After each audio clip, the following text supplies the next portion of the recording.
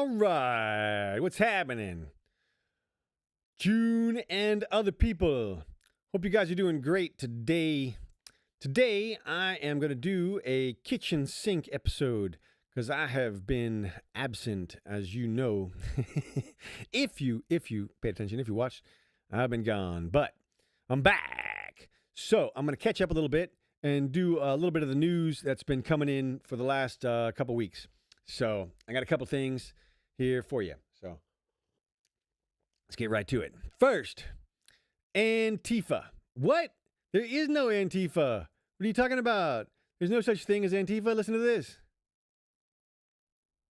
There's no Antifa. This is an entirely imaginary organization. There is not an Antifa. I don't even know what Antifa is. There is no group. It's not even like far-right groups like the Proud Boys and Oath Keepers. Compared to right-wing extremists, Antifa-linked violence is rare and limited. It isn't an organization. It is in many ways mythology. It's not like the Proud Boys or the Oath Keepers.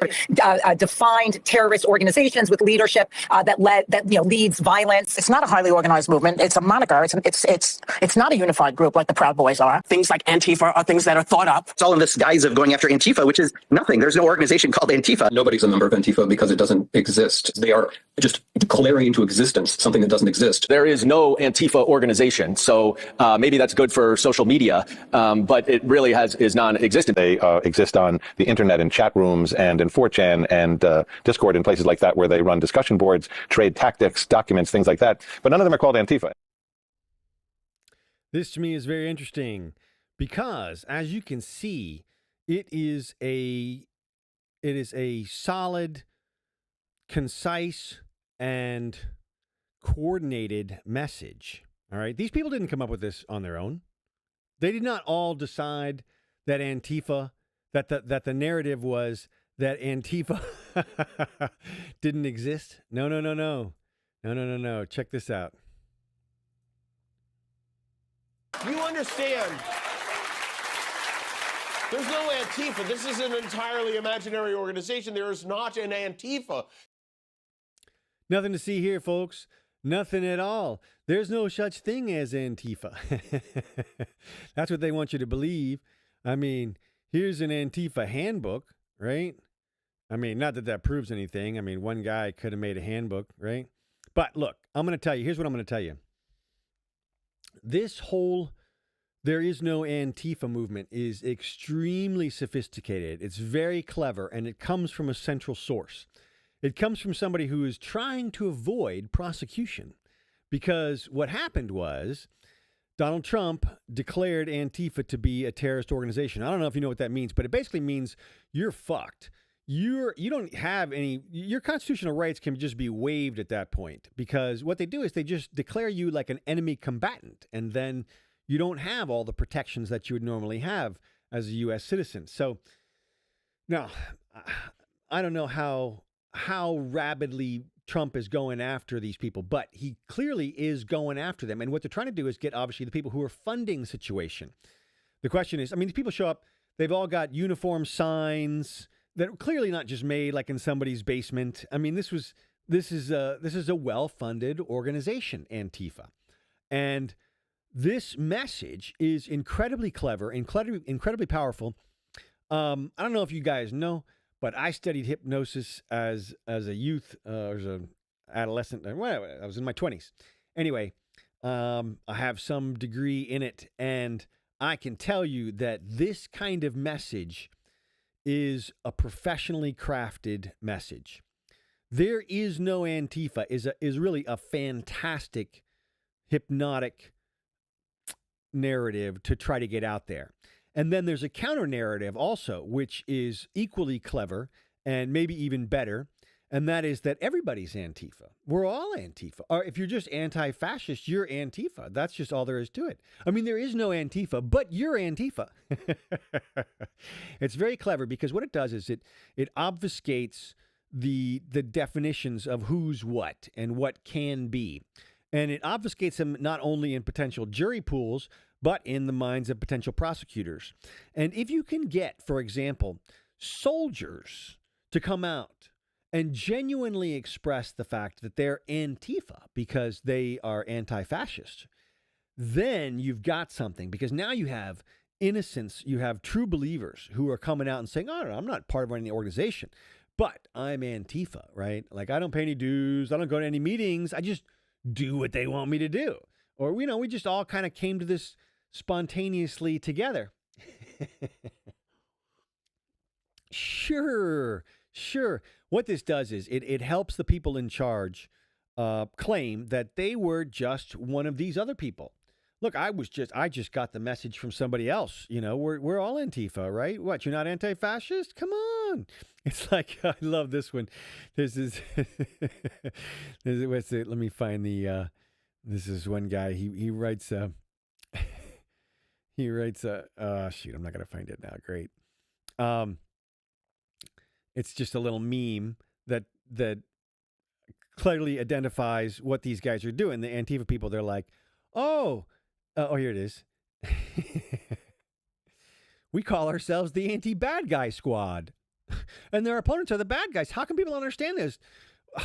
Geez, we're the good guys. It says right in our name, good guys. That's what the Antifa people are trying to claim. Look, we're anti-fascist. It says right in the name. It doesn't matter that we're totally fascist. It says that we're anti-fascist in the name. It's like the Patriot Act or the Inflation Reduction Act, right? It does what the name said. That's why they named it that, to give you the information. Like, how can people be so naive? I'm beginning to think that there's just a huge swath of really, really naive people, really just I hate to say it, but just the least intelligent among us are going for this stuff. But I know that some of you intelligent people are going for it. Some of you intelligent people are doing the pretending, and it's bad. I mean, the truth is so critical, and to go out and just pretend these things to get your way is just amazing. And here's an example.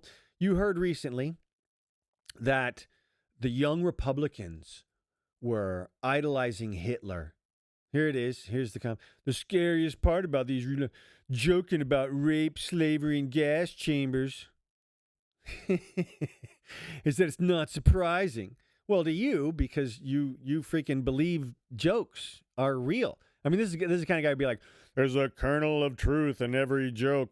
Look, here's the thing. If you go back and you look at what was said by these young Republican people, it was clearly jokes. It was jokes. It was jokes.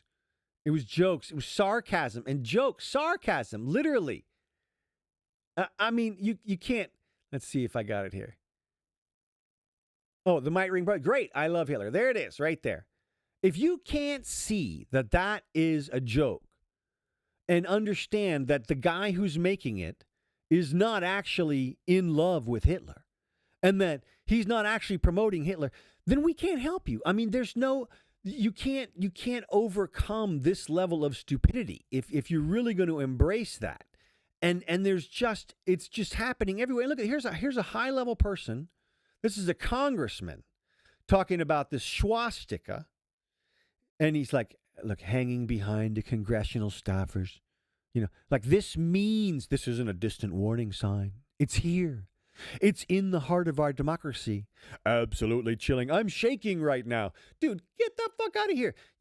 Clearly, I mean, you should know. If you're not just a total idiot, and this is Swalwell. Now, Swalwell is one of the designated liars.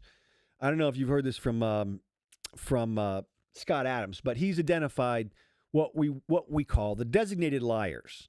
And what they are is these are people who are not concerned about their reputation, and they're willing to say anything. And it's people like Jamie Raskin and Swalwell, and I'll tell you the rest of them as we get to them. But these people, they can give the narrative to, and they'll come out and say it, and there's no filter. It is just pure message.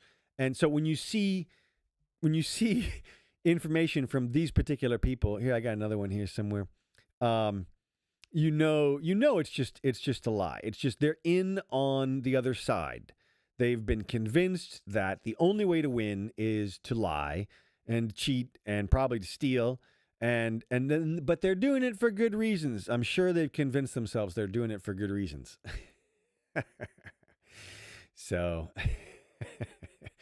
let's just see what else we got here. We got Hitler jokes. Well, let's see. Here's another one. This is a wealth inequality thing. I see this. Oh, no, this is another one of the designated liars. This guy, John Fugelsang. Whatever he says, you can just, the opposite is probably the truth. He's just one of these people who just eats the narrative and probably gets paid. Poor people shouldn't have children. Rich countries shouldn't have poor people is what the retort is. So, obviously the message is supposed to be, if you're a rich country, you take care of all your poor people. Let me ask you a question. How much money do you have when you're born? When you're just born, how much money do you have? 0. When you're 10 years old, do you have a lot of money? Are you a poor person? Are we saying, is this meme saying that the rich countries shouldn't have kids? Is that what they're saying? Because that's the implication.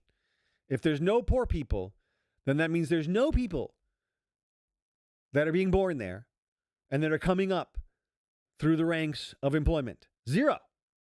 I mean, you can't have that. Not obviously. I mean, I hope people can see that. But I love this too. Here, I'm going to go back to this. Here, you're anti-fascist. Hey, so was Stalin. I mean, you're just like Stalin, right? If you're anti-fascist, also, right? It's just another silly meme. All right, let's see what else we got here. The No Kings protest. This thing, okay. Let's see. I love this. A naked appeal to fear. If you're afraid to go to a No Kings rally, like who would be afraid? Why would somebody be afraid? Maybe because they may be the victim of violence, because the No Kings rally are going to beat up on anybody with a red hat. I mean, that's the only thing I can imagine that somebody would imagine there being fear of going to a protest. So imagine how you feel when the fascist takeover is complete. Well, I mean, if the difference is getting beat up by the mob or getting beat up by the fascists, I mean, what's the difference, right? I mean, come on. And the fascist takeover. I mean, look, let's go into a little bit of what Trump is supposed to be doing as a fascist, right? We've got, here we go. Here we go. This guy lays it out for you here. If you want to know what they think Trump is doing, okay? Here you go.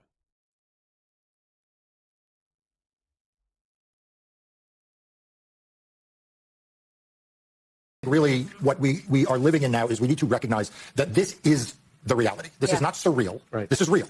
This is not the abnormal. This is the normal. Like, this is the world that we now live in. We live in a world in which the President of the United States is able to get anyone in the country who he wants indicted to be investigated by the FBI, to be pursued, perhaps have their house raided, and if they can find a bare minimum of a grand jury quorum anywhere, they will get indicted. And the days...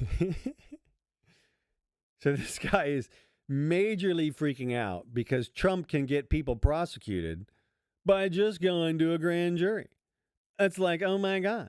All he has to do is get a grand jury of your peers to indict you, and he can get the prosecution rolling. Well, duh, that's all it takes. What else do you want?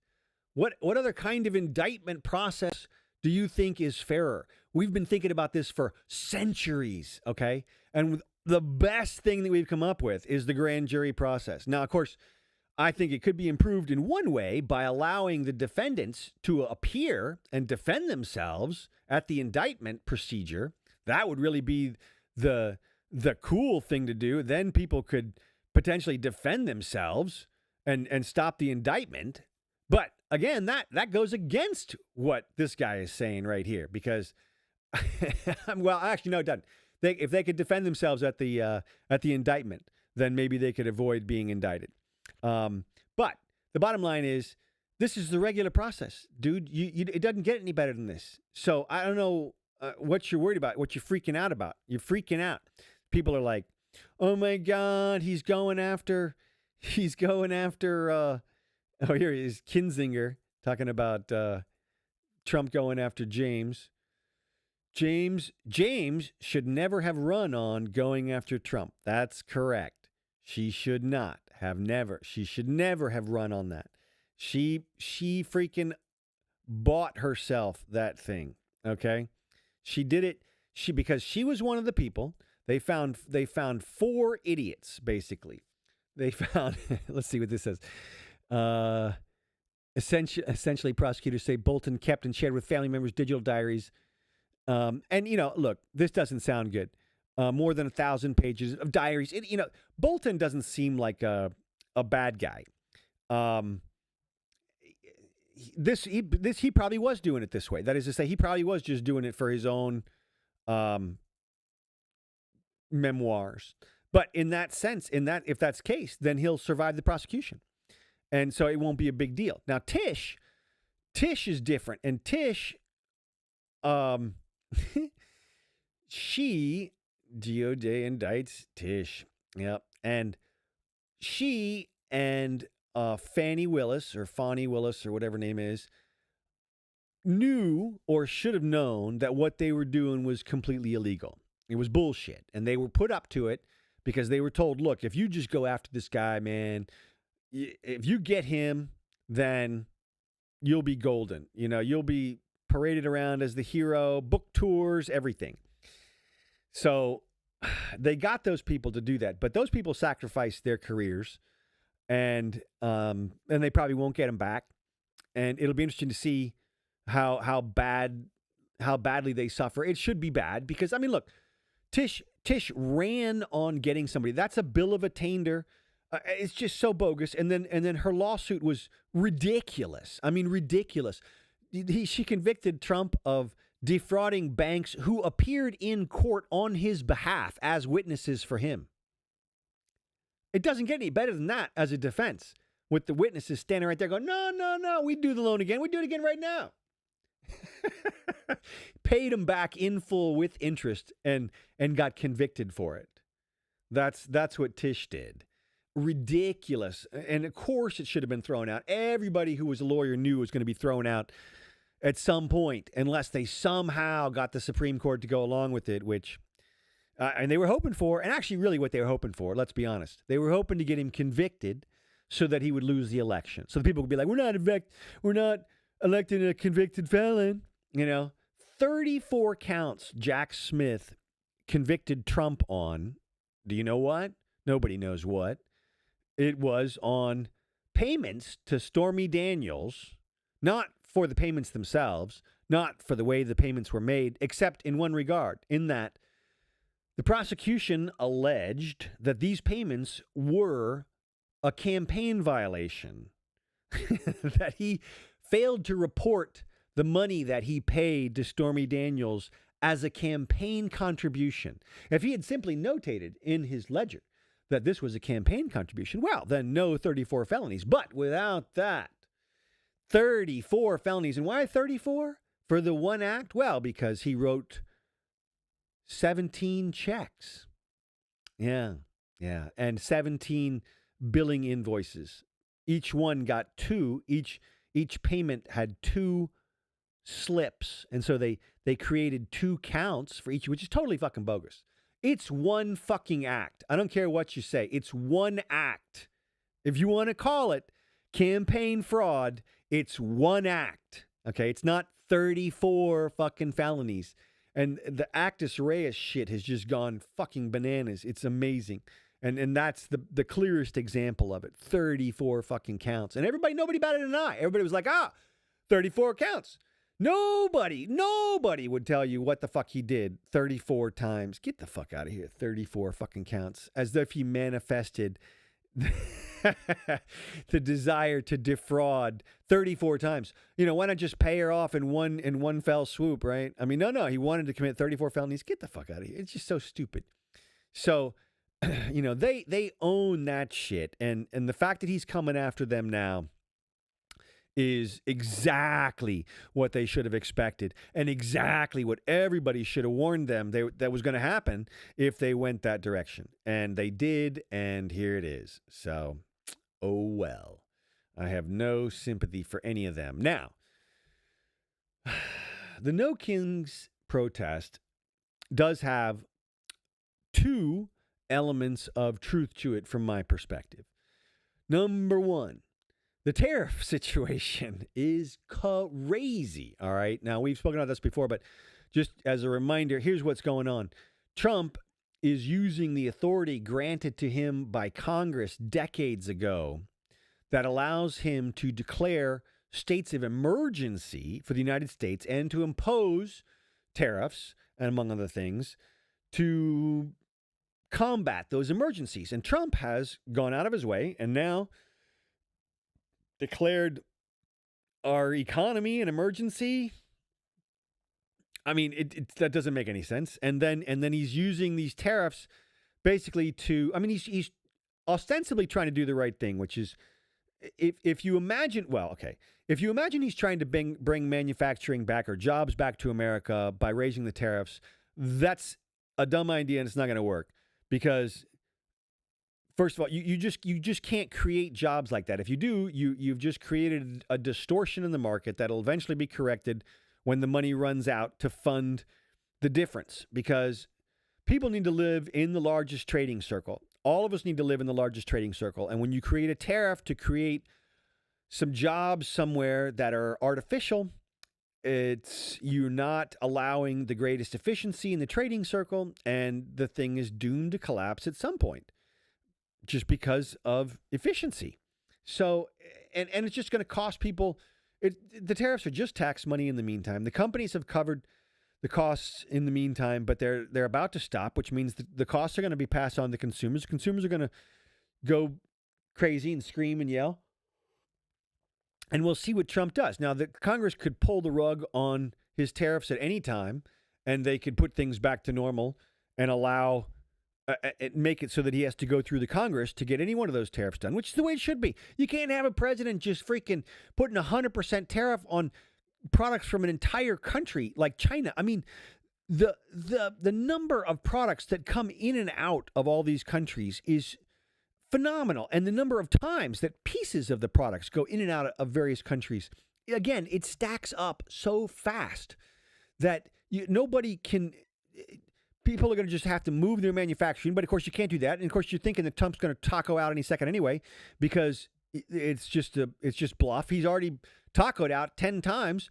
So, I mean, there's no certainty in this. There's no ability for the markets to adjust. It's just crap. And I mean, he's just lucky that the markets are weathering it right now. And they're just not collapsing under the strain of incredible 100% tariffs. No company can survive 100% tariff. You can't. Unless you have just such an incredible monopoly, it's just not going to work. So that part of the No Kings protest is valid in the sense that, only in the sense that what he's doing is kind of bullshitty. I mean, it's still legal because the Congress allowed it. So if you want to protest anybody, go protest no oligarchs is what you should be saying. I mean, no. The Congress is the one who's allowing him to do that. So but look, apparently nobody cares right now because everybody's assuming that he's going to taco out. Everybody's going to assuming that he's just doing it to bluff here and there, and the whole thing will settle out before too long. He doesn't have much longer. It's fucking the end of October. I said before, he's got until Christmas, and that's about it. So we'll see. All right, the second aspect of the No Kings protest that is valid is this immigration roundup. Now, look, I've spoken pro-immigration multiple times in my life, and I've always been pro-immigration up until recently. Actually, I'm still pro-immigration. You want a steady influx of immigrants. You just do. And you want to steal the best ones from the best countries. That's what you want to do. You want to have the H-1B people coming in. We want to get their best and brightest and bring them over here and put them to work for us. That's what we want. And it should be a very liberal policy as much as possible. But it can't be just open borders because there are things called criminals. And you just can't assume that everybody is okay starting out. You just can't. If they were born in this country, we do. Because we assume that their parents raised them properly and that they were exposed to the proper things and they learned our culture. And so we give people the benefit of the doubt when they're born in this country. But you can't do that to foreigners. You just can't have an open door policy for everybody. at all times. And so what you have to do is you have to set up a border, and then you at least have to do background checks on people and screen for criminals and terrorists and other people who are unwanted. You at least have to do that. People who've been previously thrown out, for example. I mean, you just can't let everybody in willy-nilly. Now, I had said before, and I'll say it again, that the thing to do with the immigrants, now they're not coming anymore, so it doesn't matter, but the thing to do with them is to set up a new city in the Southwest on federal lands, which is still arable and can be used, and just put some water pipes in there and some Wi-Fi and let them be and let them go. And we would prosper in that way. But unfortunately, we've got way too much welfare and way too much magnets that are attracting anybody from anywhere to come over and get free stuff. I mean, Jesus, the amount of stuff that New York was giving out. And man, and they, don't get me started on New York at this point. Oh, geez, I probably got to say something about New York. I mean, look, Mondami or whatever his name is, Zorhan, or what, look, he's only going to be the mayor. So, I mean, how much damage can he do as the mayor, right? It's municipal code. So we'll see how he does. And good luck, New York. You are going to F-A, and you are going to F-O. It's incredible. But again, he's the mayor. Let him go. Let him do what he's going to do. We'll see. We'll see. I mean, we'll see how the racism, the anti-white racism in New York is off the charts. I know people are like, what? It's the Islamophobia. Just wait and see. Just wait and see. That's all I'm going to say about that. Is just wait and see. Now, another super, super important issue that I'm going to bring up right here because I'm just thinking about it. And this is something I got to probably do an individual show on. But, all right. I don't even have any graphs for this, I don't think. I got nothing. I'm just saying this because, here, maybe I got this. This is one thing that leads into it. Yeah, it does. This does. Okay, look at this. I'm on Twitter the other day, and I'm just watching not Twitter, YouTube. I'm just watching a random YouTube video, and this note comes up.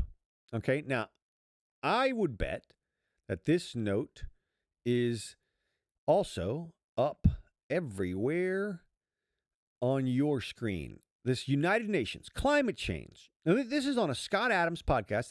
Here it is, Scott Adams, Coffee with Scott Adams, episode 2999, 10/25/25.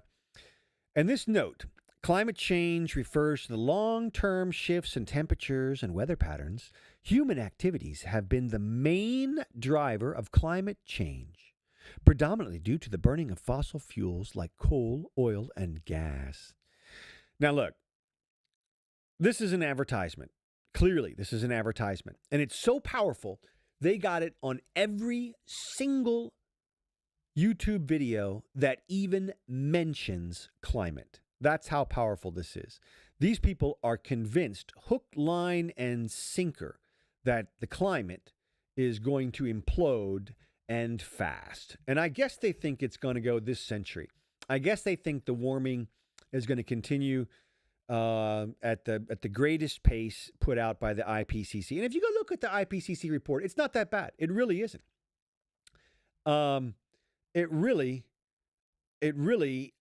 does not suggest that we're going to die this century from warming or floods or anything like that. Only the alarmist news people really say that.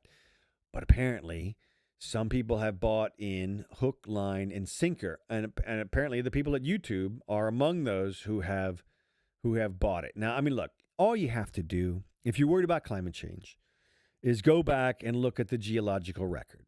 And you can see the temperature.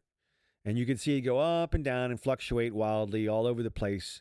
And especially over the last million years, you can see the Milankovitch cycles, and you can see 6 or 10 patterns of this 5 to 10 degree oscillation in temperature over the Earth. And if you believe that they can measure the temperature of the Earth accurately to 1 degree or half a degree centigrade, going back hundreds of thousands of years, despite the fact that, obviously we didn't have thermometers. And, look, it's ice cores and things like that. And if you think that that's accurate to that level of significant digits, then you can believe those numbers. And if you believe those numbers, then you can see that most likely we are still in a warming period, generally speaking. That is to say, the general trend for the last 20,000 years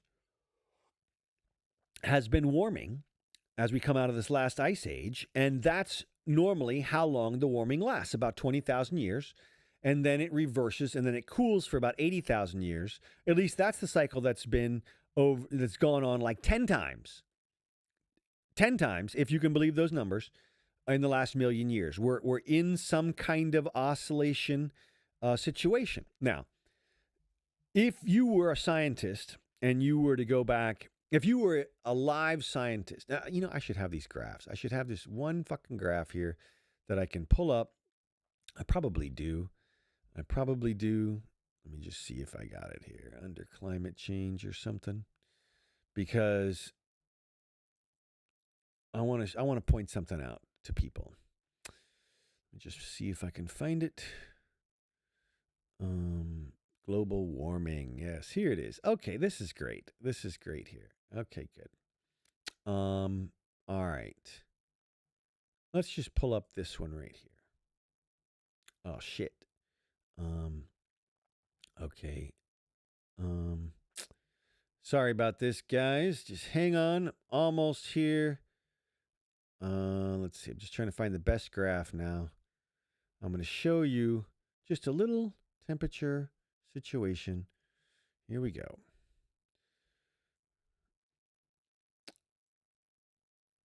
Temperature graphs. This one is going back. Well, you'll see.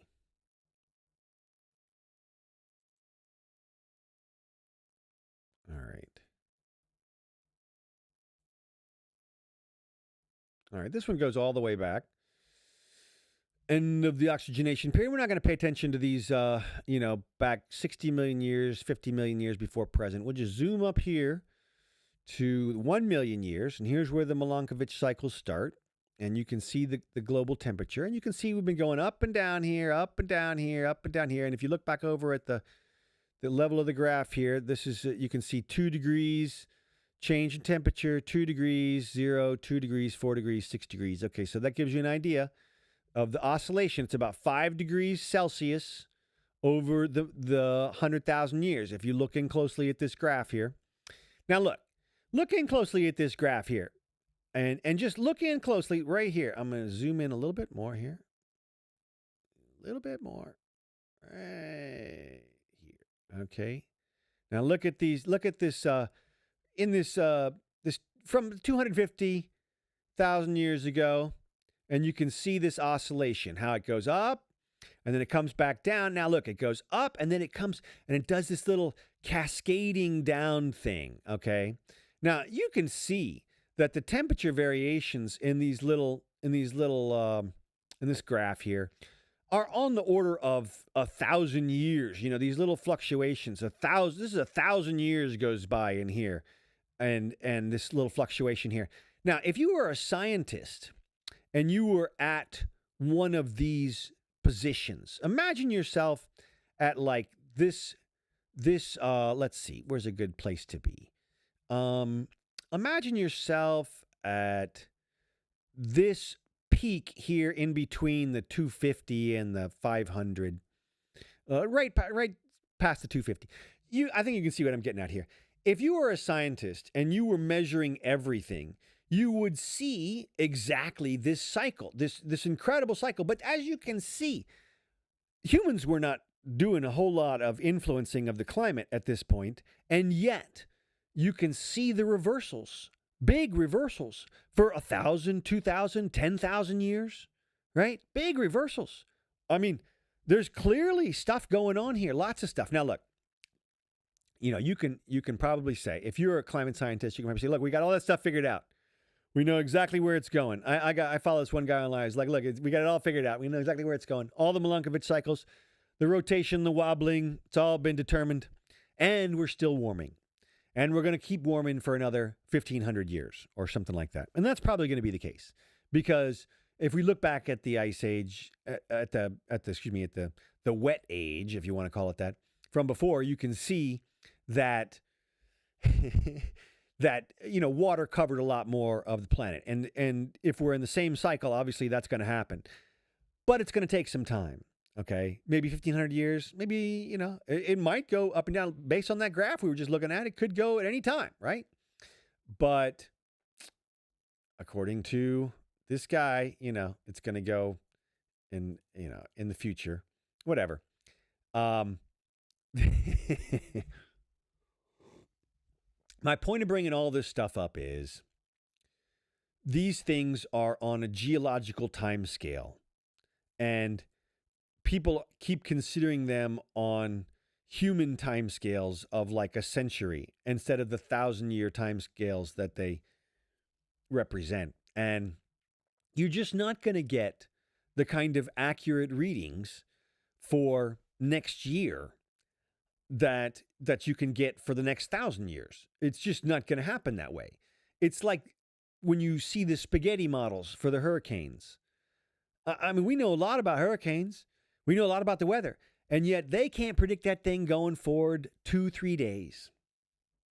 All right? And it's just because of the amount of chaos. It's just too much chaos. Not even the AI can predict it. It's not going to happen that way. And if you don't think they can predict the hurricane cycles, what makes you think they can predict the weather and the temperature? And then there's two more things about the temperature thing that are super important. One is they claim that the whole thing is the carbon cycle. The whole thing is driven by CO2. All right, great. You know what that means? There's a lever, a CO2 lever we can simply reverse. I mean, they've already got the carbon capture plants. So if it's just that, if that's the situation, then we'll be able to reverse it. Now, I know there's still going to be some people who are like, you know what? It's spinning out of control too fast. People aren't paying attention. Everything's going to blow up. No, it's not.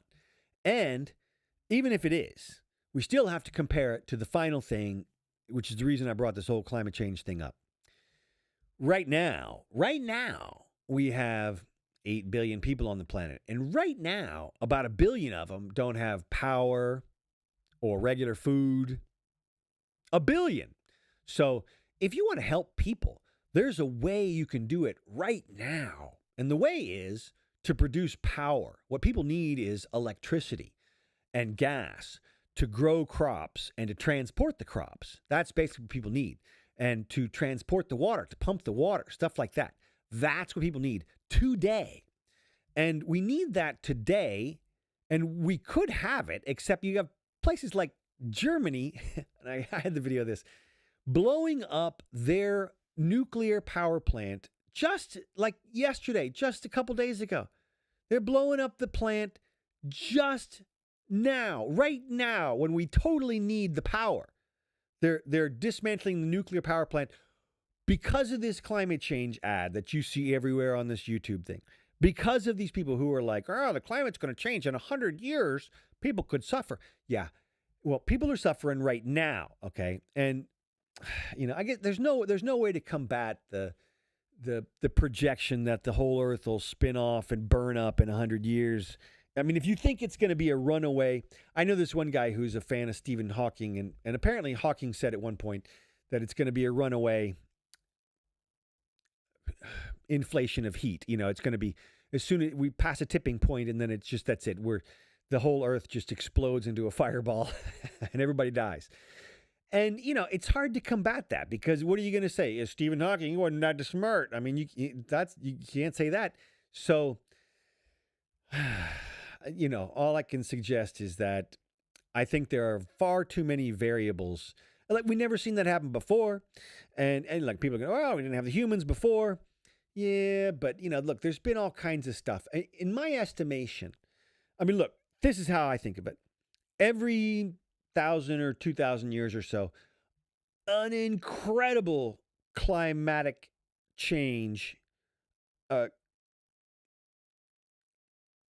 happens. And the way that it happens is through an impactor event. That is to say, we get asteroids. And comets, and they smash the shit out of the Earth, and they create these massive disruptions, incredibly vast disruptions. And you know what happens? The Earth just fucking absorbs it. The Earth just eats it. I mean, a lot of things go dead, and then the Earth just freaking eats it. So I'm just not seeing the danger of the climate change on any time scale that is comparable to the danger that exists to the people today from the lack of energy. And I'll one-up that. We are now currently in what could be an existential fight against our greatest geopolitical threat, that is China. And the crisis or the contest could revolve around AI. I don't know if you know about this, but AI, as you would imagine, takes a certain amount of power per thought. Let's call it a thought. Every time the AI has to consider a decision, it uses an increment of power. Now, it's very small, but as we know, the AIs are doing trillions and trillions of calculations at this point. And the limiting factor to how well and how many calculations they can do is power. It's energy. That's the limiting factor at this point. It's just power. Now, what do you think China's doing right now? They are ramping up. They are building power everywhere. Coal, nuclear, oil, gas, anything. If it burns, if it creates energy, the Chinese are making it right now. And us, we're not. Unfortunately, we still have regulatory bullshit. We got Greta Thunberg's out there going, it takes you 10 years to build a nuclear power plant. Bullshit. Bullshit. I promise you they can build it in 6 months. I promise you they can build it in 6 months. It's just a question of how many permits they have to get. And it's 9.5 years worth of fucking permits and 6 months worth of construction to make the nuclear power plant. And we should be doing it as fast as absolutely fucking possible, because if China gets power supremacy at scale, then they will have AI supremacy at scale. And that will not be good. That would not be good. So, just a little warning about the whole climate change shit. It may not fucking matter if you get slaughtered in the meantime, right? Or if you die because you don't have enough food. So, the climate change, you can worry about it if you want, but it's pretty far off. All right, a couple of little things here. Let's just move on. I don't know if you've seen the drug boats. Kaboom! You probably have. Look, I know this seems horrible, but again, we're talking about a foreign situation. That is to say, the president is in charge of the borders, and if his intelligence says that these are drug boats, I mean, to me, obviously the drugs should be legalized, and you just let people, you let the weak die, and everybody else survives, and that's just how it should happen. That's the natural way. But they're going to try to protect everybody from the drugs, I guess. Or, probably it's just protecting the pharmaceutical companies. This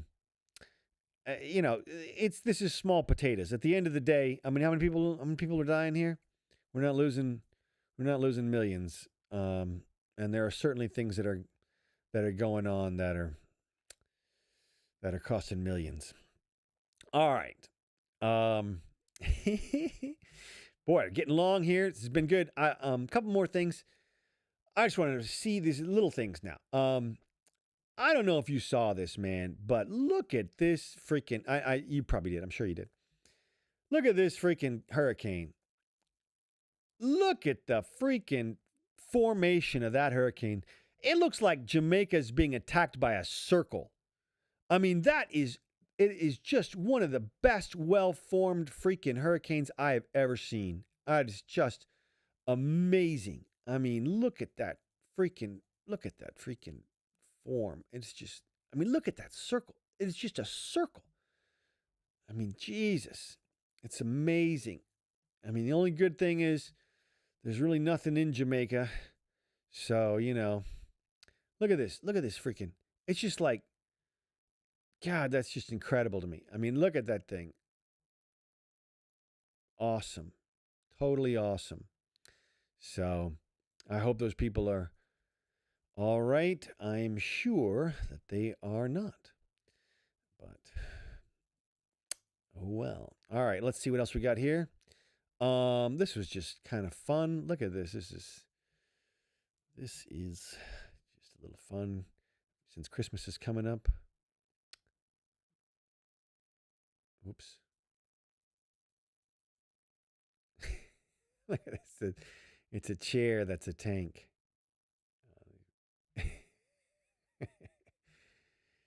Nothing manly about that. All right. All right, let's see. All right. A couple more things here. I guess I won't talk about gold today. All right, I want to talk about this real quick. Look at this. This is amazing. This is absolutely freaking amazing. The new axial flux motor.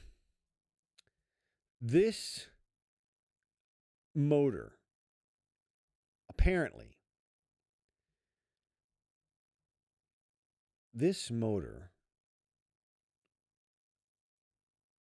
has a ridiculous weight to power ratio. Now, if you look at the best motors on Earth that we have developed, the best, and I'm talking about Huey helicopter motors, I'm talking about Ferrari, whatever, any motor that you want, the best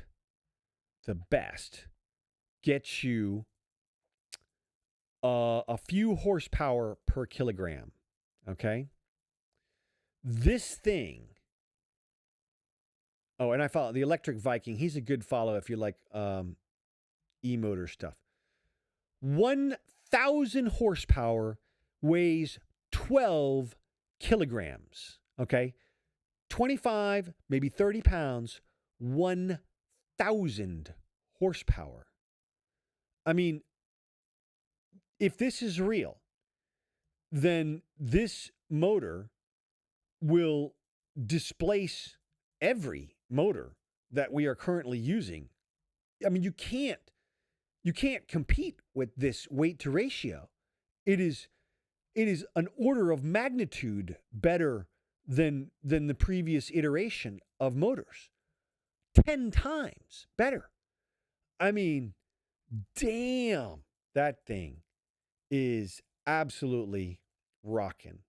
So watch for that in the not too distant future.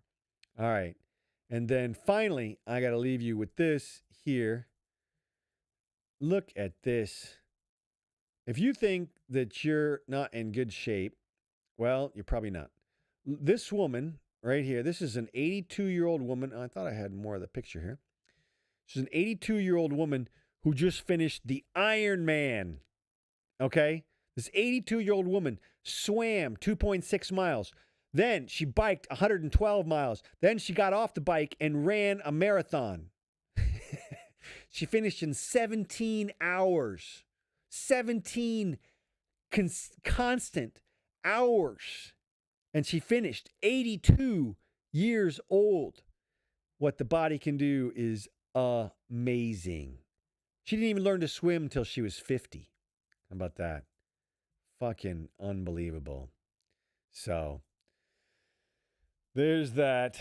And then I guess the final thing here I will leave you with is just this nice little vision of Mars. Let's see which one I got. Did I get the one with the little obelisks? Yes, I did. Look at this. This was found on Mars, I think, unless this is an AI video. Look at these things standing up here.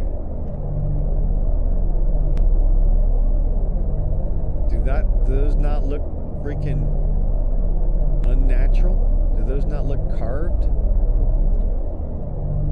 Isn't that cool? And then look, watch this, as the camera pans around, there's a little area over here that looks like square. Like it's kind of laid out. Right